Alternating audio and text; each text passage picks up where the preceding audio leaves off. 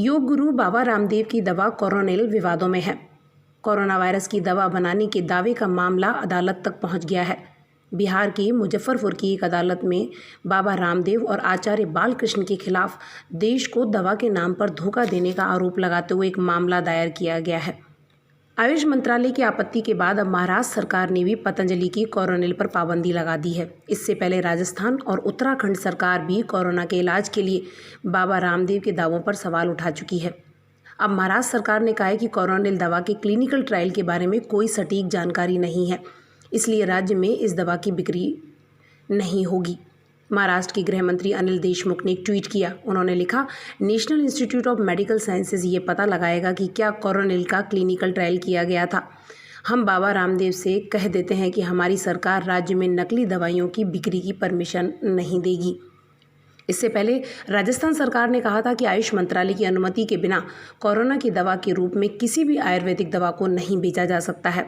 अगर ऐसा करते कोई पकड़ा गया तो उसके खिलाफ सख्त कार्रवाई की जाएगी। अब बिहार में भी इस मामले ने तूल पकड़ लिया है। कोरोना वायरस की दवा बनाने के दावे का मामला यहां अदालत तक पहुंच गया है। यहां मुजफ्फरपुर की एक अदालत में बाबा रामदेव और आचार्य बालकृष्ण के खिलाफ देश को दवा के नाम पर धोखा देने का आरोप लगाते हुए मामला दायर किया गया है। गौरतलब है कि बाबा रामदेव और आचार्य बालकृष्ण ने कोरोना वायरस से बचने के लिए दवा कोरोनिल टैबलेट का इजाद करने का दावा किया है।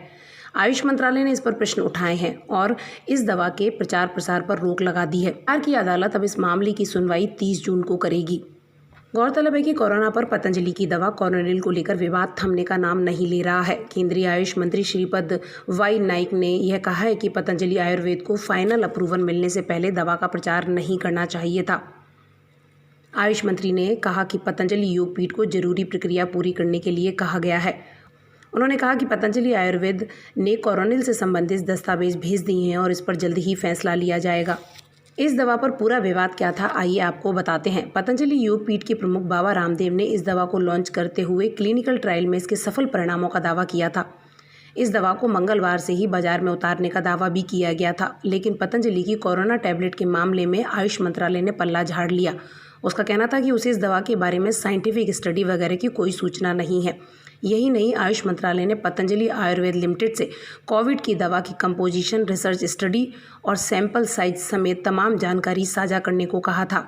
वहीं उत्तराखंड सरकार से इस आयुर्वेदिक दवा के लाइसेंस आदि के बारे में जानकारी मांगी गई थी। इस पर काफ़ी बवाल भी हुआ। सोशल मीडिया पर कई तरीके की बातें सामने आईं। इसके बाद पतंजलि योगपीठ के कर्ता धर्ता आचार्य बालकृष्ण ने इस बारे में आयुष मंत्रालय को एक पत्र भी लिखा था। इसके जवाब में भेजे पत्र में आयुष मंत्रालय ने कहा था कि उसे सारे दस्तावेज मिल गए और इनका अध्ययन किया जा रहा है। यह संभावना भी जताई जा रही है कि पतंजलि द्वारा तैयार कोरोनिल कितनी प्रभावी है, इसकी जांच का जिम्मा सरकार वैज्ञानिक एवं औद्योगिक अनुसंधान परिषद CSIR और भारतीय चिकित्सा अनुसंधान परिषद ICMR को सौंप सकती है। कोरोना की दवा खोजने के लिए देश विदेश में हजारों अनुसंधान हो रहे हैं। आयुष मंत्रालय ने भी देशी चिकित्सा पद्धतियों में ऐसे दावों की पड़ताल के लिए एक टास्क फोर्स गठित कर रखी है। कुछ समय पूर्व मंत्रालय ने शोधकर्ताओं एवं दवा कंपनियों से उन दवाओं का ब्यौरा मांगा था जो इसके उपचार में प्रभावी हो सकती हैं। मंत्रालय को हजारों प्रस्ताव मिले हैं। मंत्रालय के सूत्रों ने कहा है कि इन प्रस्तावों की पड़ताल की जा रही है और योजना यह है कि यदि इनमें से कारगर पाए गए तो उन्हें आधुनिक चिकित्सा विज्ञान की कसौटी पर परखा जाएगा और सफल होने पर ही कोरोना के उपचार के लिए मंजूर किया जाएगा। खुद आयुष मंत्रालय कम से कम 4 ऐसे आयुर्वेदिक फार्मूलों पर शोध कर रहा है, जिसमें ICMR और CSIR के वैज्ञानिक शामिल हैं।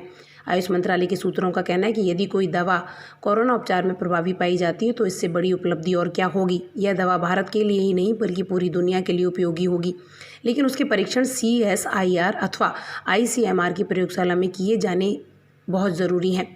घटकों आदि के अध्ययन के बाद यदि सही नतीजे निकलते हैं तो इसके बड़े पैमाने पर विभिन्न अस्पतालों में बहुकेंद्रीय क्लिनिकल ट्रायल कराए जा सकते हैं। दरअसल पतंजलि ने जो ब्यौरा मंत्रालय को दिया है उसमें 120 बिना लक्षण, हल्के लक्षण या मध्यम लक्षण वाले रोगियों पर ही दवा का परीक्षण किया गया है, वह भी सिर्फ एक केंद्र पर। इसीलिए इस दवा पर अभी विवाद बना हुआ है।